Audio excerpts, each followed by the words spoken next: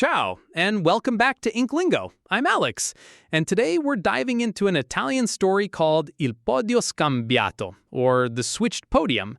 In the InkLingo app, you can tap any word to translate it instantly, save new vocabulary, and track your progress.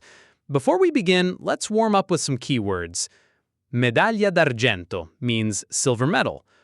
Podio means podium. Linea di partenza means starting line. And traguardo means finish line. Today, we follow two runners, Luca and Marco, as they race for first place and discover what truly matters after the finish line. Let's get started with the story. Luca e Marco sono alla linea di partenza. Si guardano. Oggi è la finale. Il primo posto è importante. La pistola suona. I ragazzi corrono forte. Il traguardo è vicino. Arrivano insieme. Il nastro cade. Il primo posto è Luca, Dice l'annunciatore. Luca sale sul podio. È in alto. È felice. Ma il giudice alza la mano. Aspettate. Guardiamo la foto. Tutti guardano lo schermo.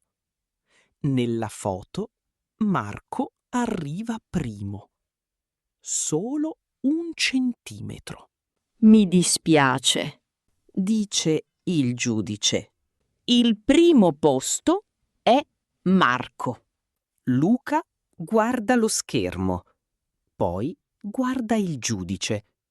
Poi guarda Marco. Scende dal podio. Marco sale. È in alto adesso. Luca sta al secondo posto. La medaglia d'argento è al collo. Marco guarda Luca. Sei molto veloce. Dice Marco. Sì, dice Luca. Poi sorride. Ma tu sei più veloce. La medaglia d'argento è bella, è pesante, è sua. Va bene così. In the end, Luca and Marco learn that friendship matters more than who stands highest on the podium. If you want to read more stories with tap to translate, word saving, karaoke highlighting, progression tracking, and many more features, check out the InkLingo app. You can also read hundreds of stories for free on the website at inklingo.app.